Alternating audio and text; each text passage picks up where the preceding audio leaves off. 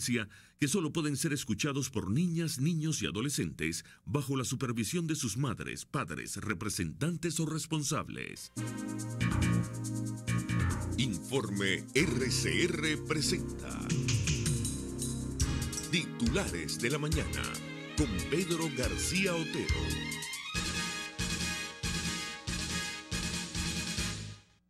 Gente trabajadora, gente madrugadora de Venezuela, muy buenos días, bienvenidos a los titulares de la mañana de este 1 de febrero de 2016. Ya se nos fue un mes del año 2016, entramos al segundo mes. Este mes que para los venezolanos siempre tiene tantas implicaciones políticas, culturales, sociales.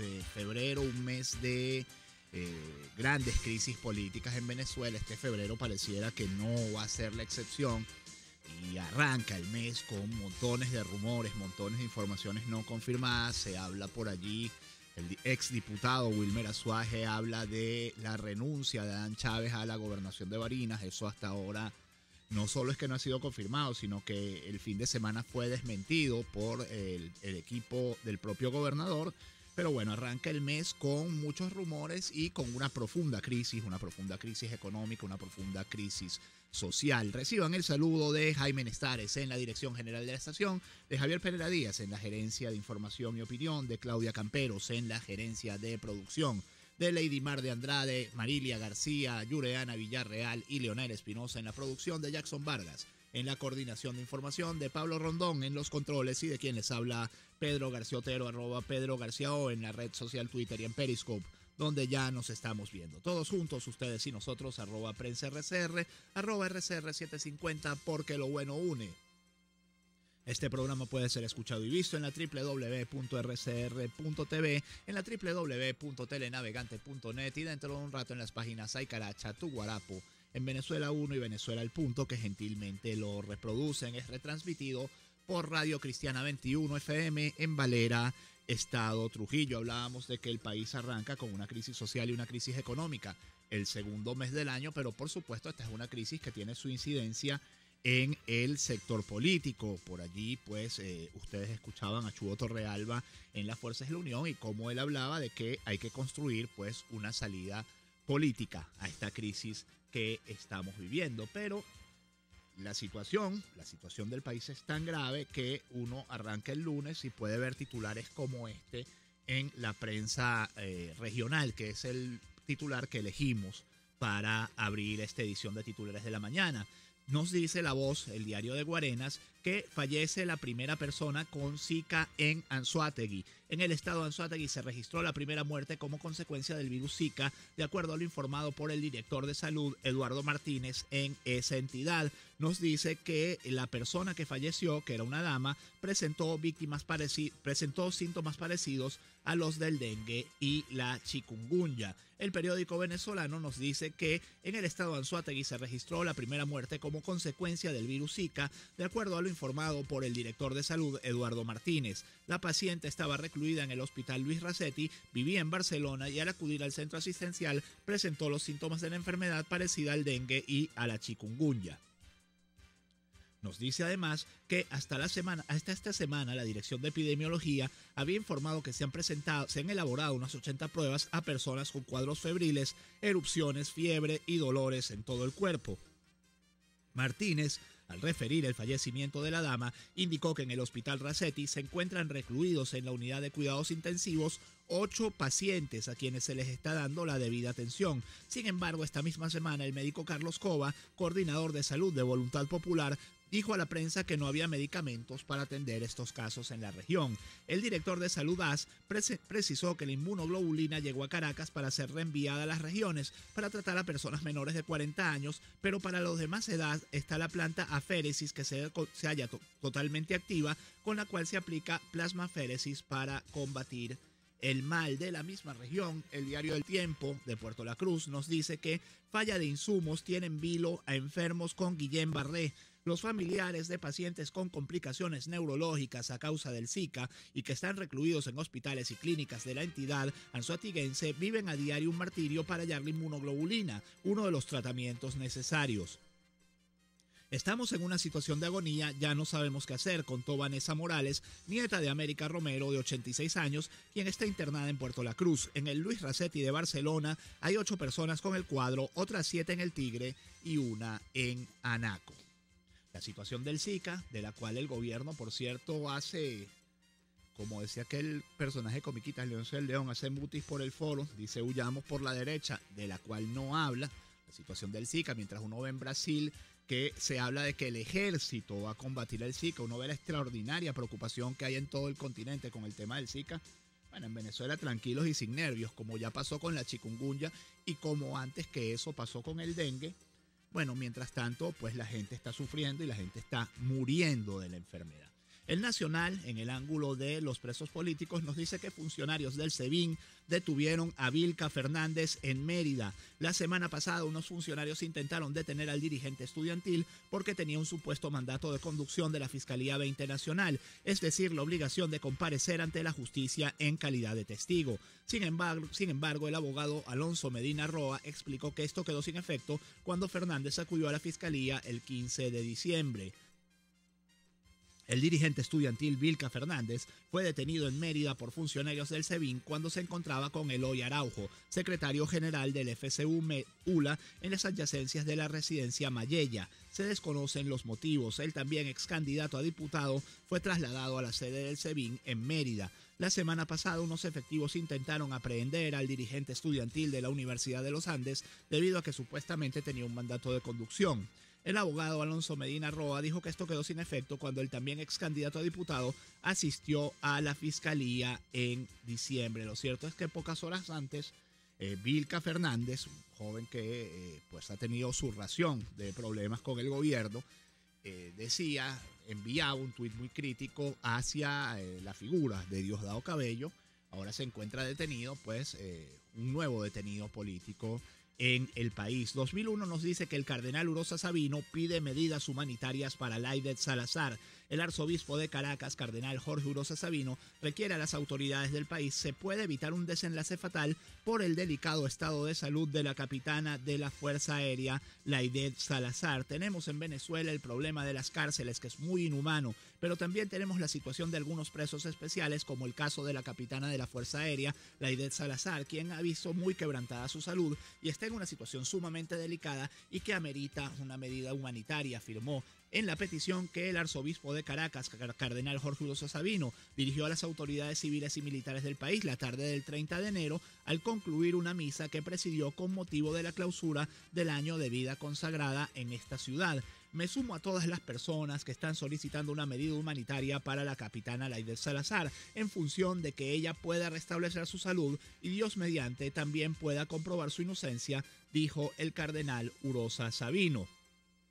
El principal titular de 2001 en su edición impresa es Caen 40 por guiso con comida. El ministro de Interior y Justicia, Gustavo González López, detalló que en la operación Gorgojo buscan a 2 implicados en los chanchullos de Cebal y Bicentenario. Hasta el momento han destapado 10 ollas de corrupción en todo el sistema de distribución de alimentos. Esto es información que arrancó el viernes en la tarde la detención de la presidenta de Cebal y el presidente de Abastos Bicentenario, que si mal no recuerdo fue vicepresidente de la CBG, y con él ha ido cayendo detenida otra gente. Nos dice la patilla que hay 40 detenidos y 12 solicitados en el caso de corrupción de Cebal y Abastos Bicentenario. El ministro de Relaciones Interiores, Justicia y Paz, Gustavo González López, informó que hay 40 detenidos y 12 solicitados tras el polémico caso de corrupción de los presidentes de la Corporación Venezolana de Alimentos y la Red de Abastos Bicentenario.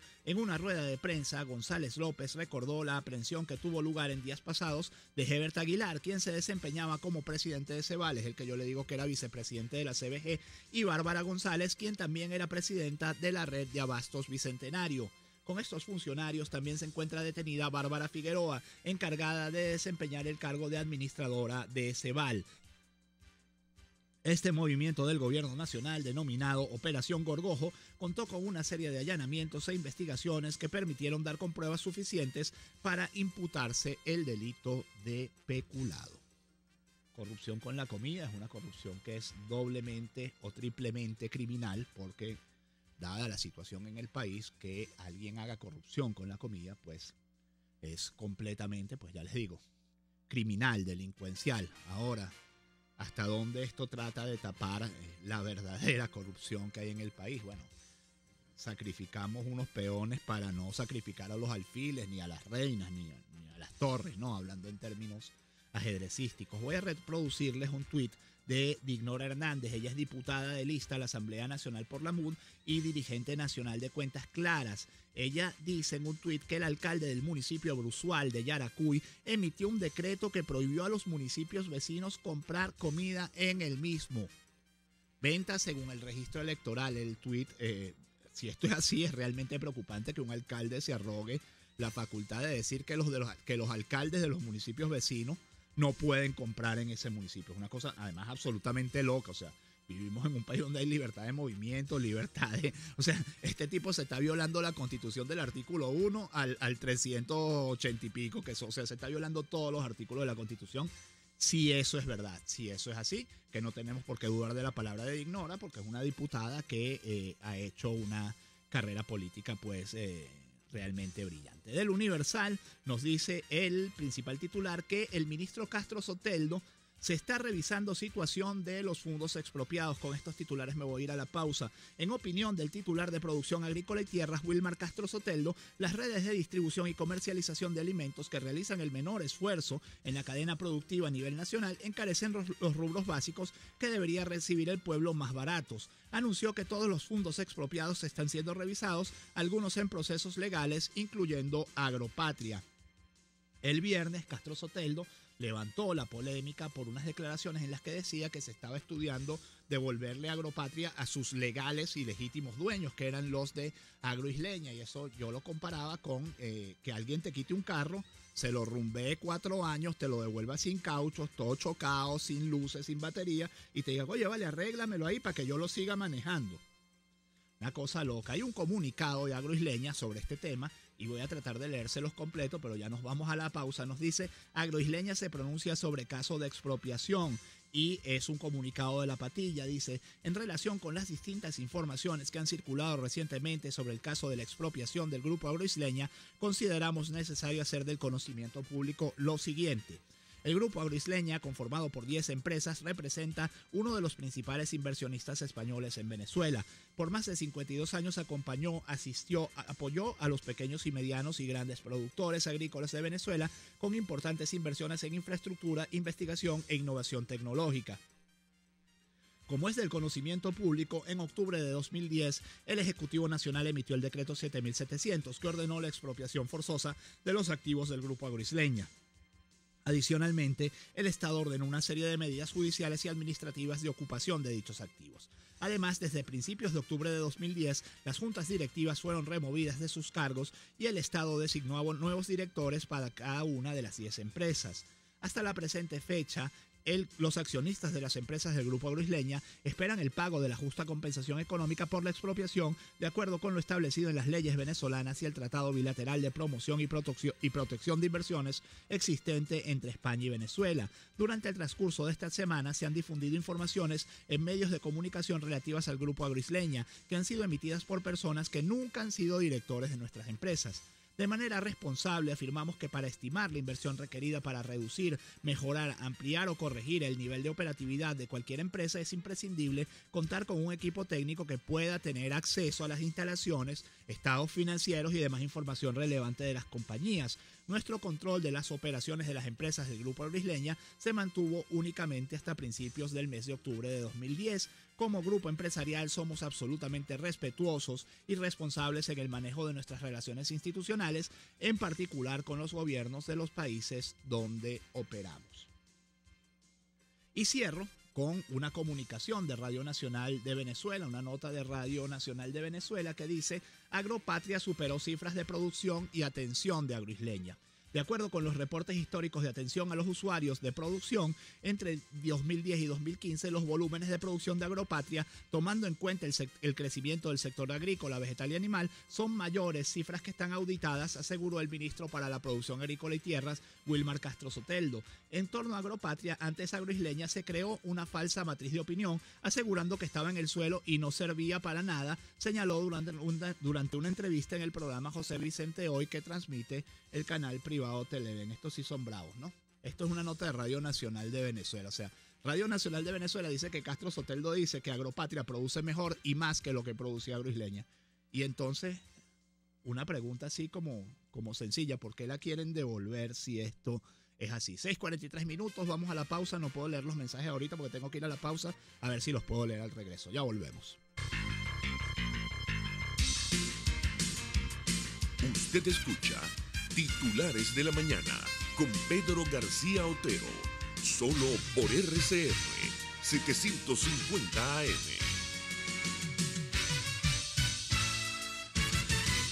Si vas a la playa, campo o montaña, primero pasa por Casa de Oblea. Llévate tu combo de perro caliente o hamburguesa, pero te recomiendo los mousse de parchito fresa. Acércate a la calle Páez con Marillo en Baruta o llama al 0212-943-3846. Casa de Oblea, 100% frescura y calidad. De lunes a viernes, desde las 12 del mediodía, te invitamos a compartir el sentir mirandino, junto al pueblo que acompaña al gobernador Enrique Capriles en cada recorrido por las más diversas comunidades del estado Miranda. Esa ventana es Miranda Progresa. Una palabra bien dicha y en el momento oportuno puede hacer la diferencia. Palabras sueltas pueden no significar nada, pero juntas pueden mover el mundo. Palabras más o menos me estás dejando. Descúbralas junto a una periodista intrépida, incisiva y audaz, María Alejandra Trujillo en Palabras más, palabras más, palabras menos. Palabras más, palabras menos. De lunes a viernes, a partir de las 7 de la mañana, por RCR 750 AM.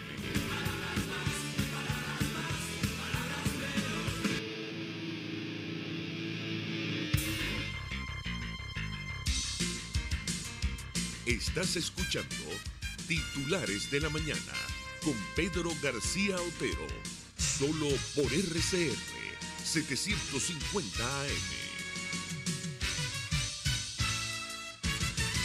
El jueves hubo un debate muy interesante en la Asamblea Nacional sobre el tema de las empresas básicas de Guayana.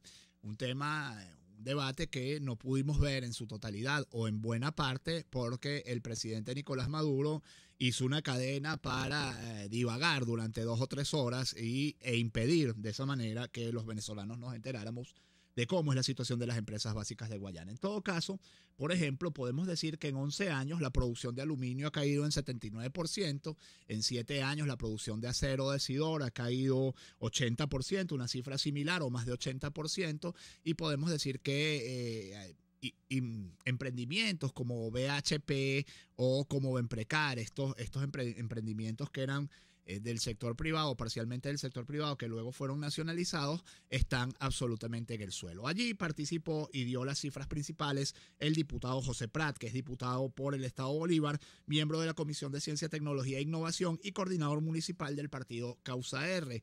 Buen día, diputado. Lo interesante aquí es ver qué pasa después de este debate que se dio en la Asamblea y cómo va a seguir la situación. Buen día. Sí, buenos días, gracias Pedro y por supuesto pues un saludo a todos los oyentes, ¿no?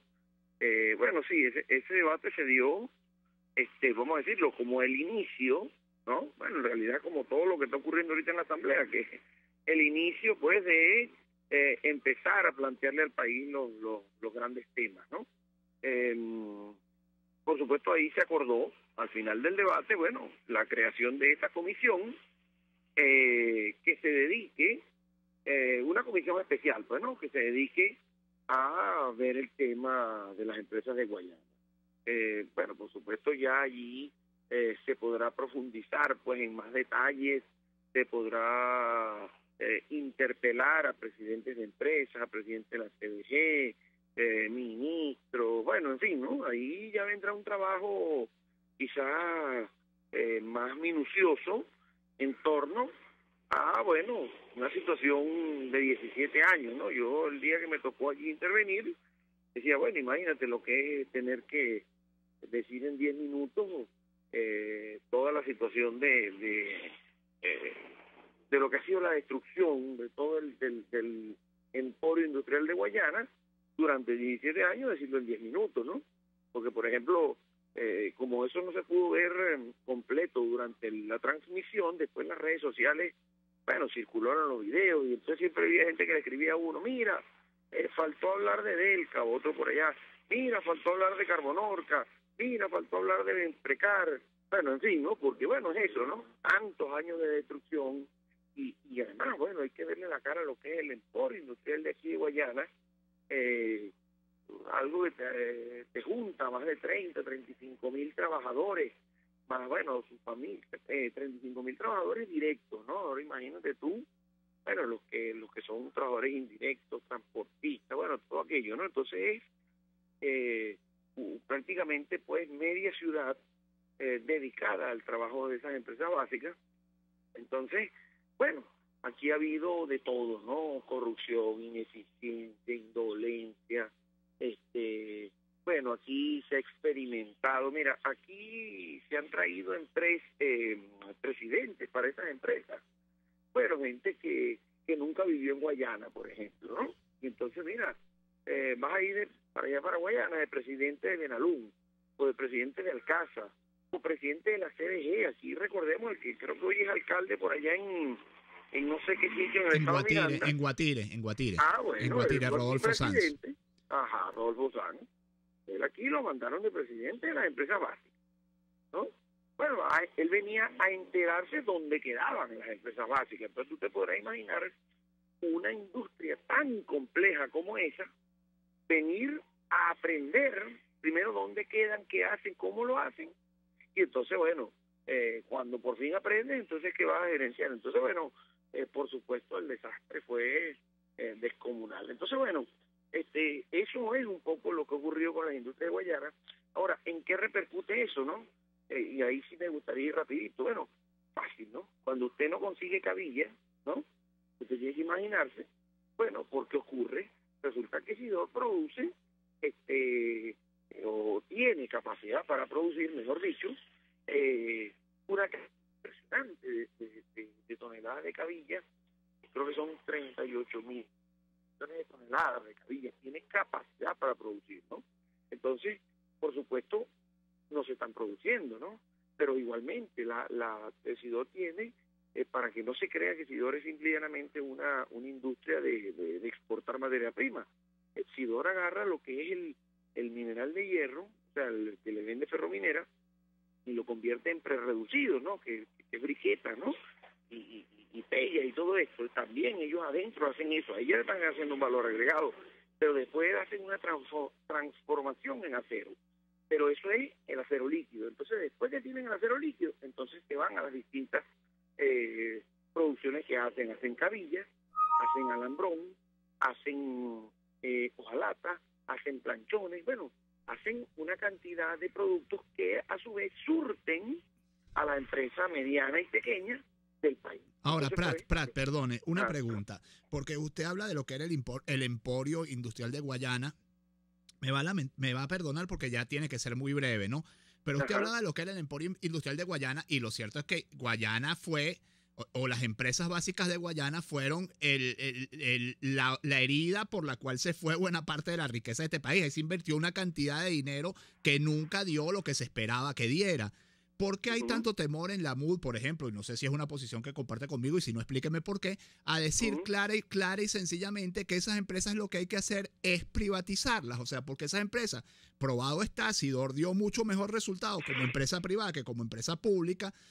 Bueno, la CBG nunca fue lo que se esperaba de ella, porque siempre fue una empresa pública, y los males se han agravado con cada ola nueva de nacionalizaciones. No sé, esa es mi visión. Usted me dirá qué piensa usted. Ya, fíjate tú, No, el tema aquí no pasa por nacionalizar nada. Fíjate tú, ya te voy a explicar algo, ¿no? Por ejemplo, Edelca, que forma parte de esas empresas básicas y que es la que le ha suministrado la electricidad a Venezuela toda la vida, fue una de las empresas mejor administradas, era una tacita de oro, era una maravilla, generaba ganancias, generaba electricidad, generaba ayuda social, hacía todo, ¿no? Y vuelvo y repito, generaba ganancias económicas. Esa era Edelca. Y estaba en manos del Estado, por ejemplo. Pero, por ejemplo, te voy a poner el ejemplo de otra empresa, Proforca, que es la que suministra la mayor cantidad de la madera al país. Bueno, resulta que tú sabes que allí hubo que sembrar, ¿verdad?, cualquier cantidad de millones de pinos durante 20 años, sin poder sacar un pino todavía, ni poder sacar una astilla de madera. Bueno, esa inversión no la hace un privado porque simplemente nadie invierte para sacar dividendos dentro de 20 o 30 años, por decir otro ejemplo más, ¿no? Pero en el caso de Sidor, ¿verdad? En el caso de Sidor está dando las pérdidas que está dando hoy con esta administración, al igual que PDVSA. O sea, PDVSA siempre fue una empresa pública que generaba bienestar al país, que generaba dividendos, que generaba ganancias, que tenía una excelencia que era reconocida a nivel mundial y era pública. O sea, que la cuestión no pasa porque las cosas sean públicas o privadas. Ahí es donde hay un error, ¿no? Evidentemente, la empresa privada tiene unos niveles de eficiencia, pero también la empresa privada en su momento, en algunas circunstancias, ha quebrado, porque o si no, eso no existe. Entonces, el problema no es de ser público o ser privado, el problema simple y llanamente es de corrupción, de ineficiencia, de falta de visión. El problema es decir, bueno, mira, yo tengo ahí 35,000 trabajadores, bueno, yo voy a hacer política con esos 35,000, más la familia, saco mi cuenta y son más de 100,000 personas. Entonces yo les voy a empezar a hacer políticas que generen votos, no para que esas empresas me generen productividad. Bueno, esa ha sido la visión de este gobierno, ¿no? Benalún era una de las 5 empresas de aluminio de excelencia a nivel mundial y era pública, una empresa con una alta visión tecnológica, pues era una empresa de mucho tecnológicamente muy adecuada, ¿no? Perdón, diputado, perdone, pero lamentablemente es que se nos terminó el programa. Okay. Podemos seguir en otra oportunidad, lo Seguro llamaremos que sí. en los próximos días. Un gran abrazo, diputado José Prat, diputado de la Asamblea Nacional por el Estado Bolívar, miembro de la Comisión de Ciencia, Tecnología e Innovación y coordinador municipal del partido Causa R. Me perdonan por no poder leer los mensajes que me mandan vía Twitter, yo los retuiteo para que por lo menos por la red social tengan difusión. Y cierro con un titular de Meridiano que nos dice: lucha de garras, Cangrejeros versus Tigres, el campeón boricua y el de Venezuela chocan esta tarde para destapar la Serie del Caribe 2016 en el Estadio Quisqueya. Por los bengalíes abrirá Freddy García,